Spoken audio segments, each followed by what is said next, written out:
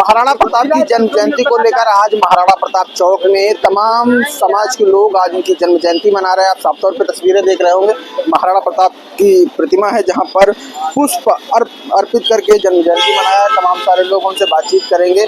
आज आप लोगों ने महाराणा प्रताप की जयंती मनाई है, क्या कुछ रहा?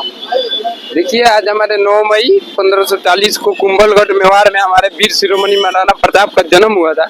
उसी के उपलक्ष्य में हम पूरे भारतवासी आज 9 मई को महाराणा प्रताप की जयंती मनाते हैं।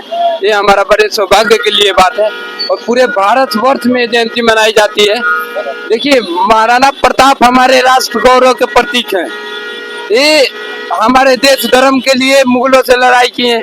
जहाँ देखे आप पूरे भारत में मुगल इस्लामीकरण होने चला था, तब हमारे महाराणा प्रताप ने अकबर के सामने घुटने नहीं टेके। एक तरफ आप देखिए तो पूरे इतिहास पढ़िएगा, पूरे भारत के जितने भी राजा थे अकबर के सामने घुटने टेक दिए थे, लेकिन हमारे महाराणा प्रताप ने जंगल में रहे, घास की रोटियां खाई, लेकिन मुगलों के आगे घुटने नहीं टेके। हल्दी घाटी का युद्ध हम पूरे भारतवासियों को मालूम होगा, जहाँ 8,000 राजपूतों ने 80,000 मुगलों को पानी पिला दिया था। तो मैं आपसे बस यही कहना चाहूंगा कि भारतवर्ष हम सनातनियों का है, हमारे बाप दादाओं का देन है। हमारे बाप दादा इस देश के लिए लड़े हैं, मरे हैं, लाखों गर्दन काटे हैं, कटवाए हैं, तब ये देश धर्म सुरक्षित रहा। तो यहाँ किसी भी अकबर, बाबर और औरंगजेब का शासन नहीं चलेगा, ना किसी मुल्ले मौलवी का शासन चलेगा। जो हमारे देश धर्म के खिलाफ में बोलेगा उसके प्रति विरोध किया जाएगा, उसके लिए प्रतिकारित लड़ाई लड़ा जाएगा। जैसे हमारे बाप दादाओं ने पहले लड़ा, हम उनके वंशज आज भी लड़ने के लिए सक्षम है। हमने आज भी क्षत्रियों ने देश धर्म के लिए बहुत कुछ किया है। महाराणा प्रताप जैसे आप जानते होंगे क्षत्रिय कुल से आते हैं, इन्होंने देश धर्म के लिए बहुत कुछ। ऐसे हमारे बहुत शासन राजा काल छत्रपति शिवाजी महाराज हुए, बापा रावली हुए, महेश भोजपतियार हुए, ऐसे हजारों हमारे क्षत्रिय कुल के भूषण है जो देश धर्म के लिए लड़ाई लड़े। तो हमारे बाप दादाओं का सम्मान पे कोई भी आ जाएगा तो पूरे भारतवर्ष में आंदोलन किया जाएगा, पूरे भारतवर्ष में जोर शोर से लड़ाई लड़ा जाएगा। क्षत्रिय महासभा की एक बैठक बुलाई गई है समाजवादी पार्टी की तरफ से महाराणा प्रताप की जन्म जयंती को लेकर। क्या लग रहा है, चुनाव नजदीक आते आते जो पुराने लोग हैं उनको याद किया जाता है? देखिए, उसका कोई खास असर अखिलेश यादव के उस पर पड़ने वाला नहीं है, क्योंकि उनका सूत्र साफ हो गया है। वो अब राजनीति में दूर दूर से आने वाले नहीं है।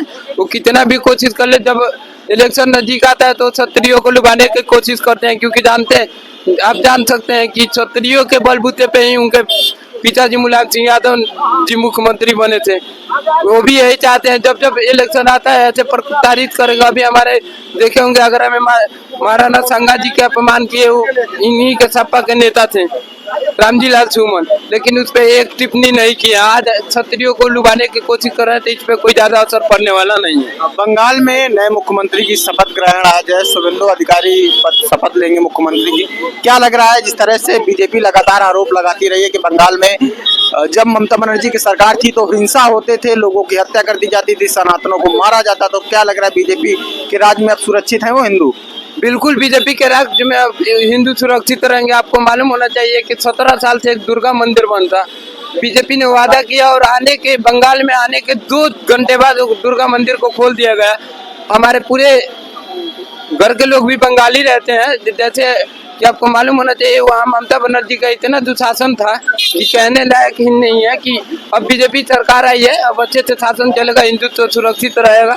जहाँ जहाँ बीजेपी है वहाँ हिंदुत्व सुरक्षित है। अब बंगाल का भी विकास होगा, सब चीज बढ़िया है। क्या कह रहे हैं, क्या होगा बंगाल का? बंगाल का विकास होगा जो 30 सालों में नहीं हुआ था।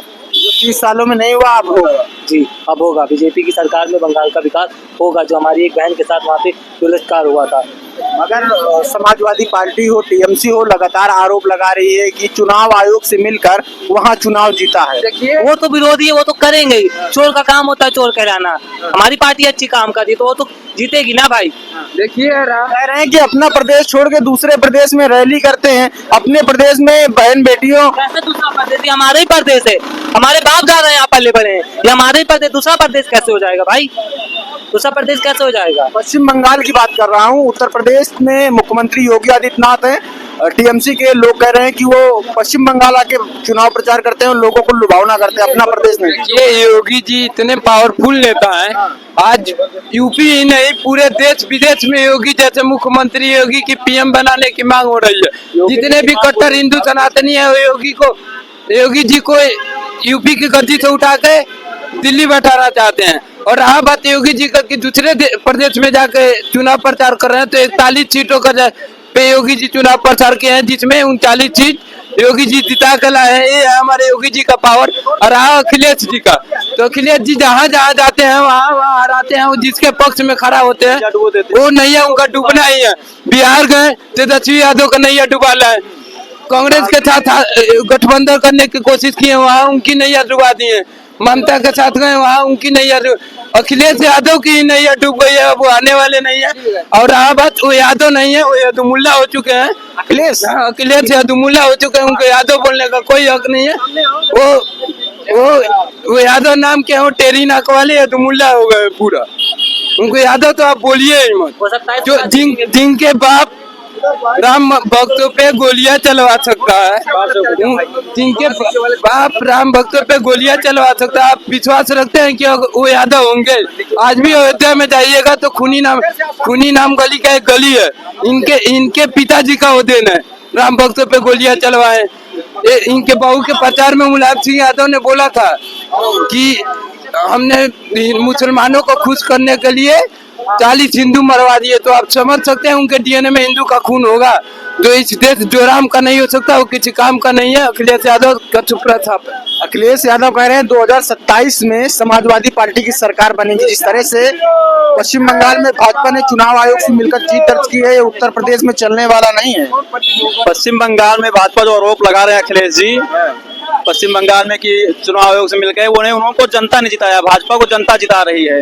और जहां तक बात रही 2027 की यहाँ यूपी चुनाव की, तो यहाँ पे हमारे माननीय श्री योगी आदित्यनाथ जी ने जो काम किया है उसके आधार पे जनता उनको 2027 में फिर से मुख्यमंत्री बनाएगी। और 2029 में जो माननीय योगी आदित्यनाथ जी हैं वो प्रधानमंत्री बनेंगे।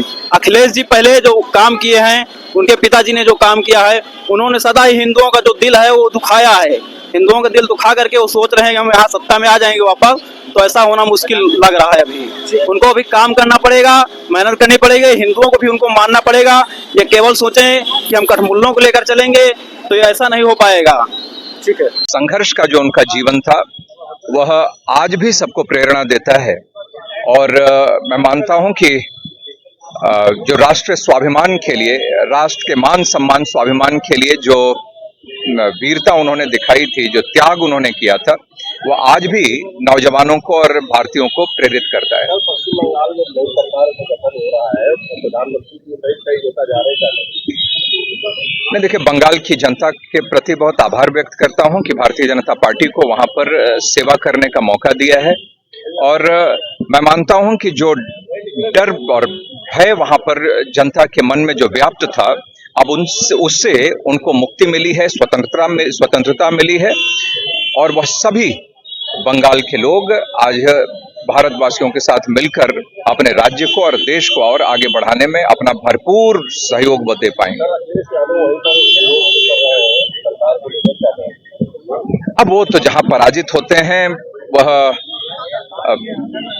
कुछ न कुछ तो बोलेंगे ही, इसीलिए उनकी टिप्पणी वो क्या कर रहे हैं, वो क्या सोच रहे हैं, मैं उस पर मैं कुछ नहीं कहना चाहता। लेकिन बंगाल के लोग बहुत प्रसन्न हैं और उनको ये लगता है कि 2047 में जो भारत को एक विकसित राष्ट्र के रूप में हम लोगों को स्थापित करने का जो संकल्प है, अब उसमें बंगाल के लोगों का भी बहुत बड़ा योगदान उसमें हो पाएगा। और बंगाल के लोग भी अपना डेवलपमेंट के प्रति, अपने नौजवानों के, अपने बच्चों के भविष्य के प्रति भी अब वह उनको आशा है कि अब उनको सपनों को वह साकार कर पाएंगे। देखिए शुभेंदु अधिकारी जी बहुत ही जमीन से जुड़े हुए नेता हैं और बहुत ही प्रखर नेता हैं। और नरेंद्र मोदी जी का जो मार्गदर्शन में बंगाल काम करेगा, मैं मानता हूं कि वहां पर अपराध समाप्त होगा, भ्रष्टाचार समाप्त होगा और बंगाल का स्वाभिमान व गौरव दोबारा से बंगाल को मिलेगा। ये मुझे पूरा विश्वास है। बहुत बहुत शुक्रिया।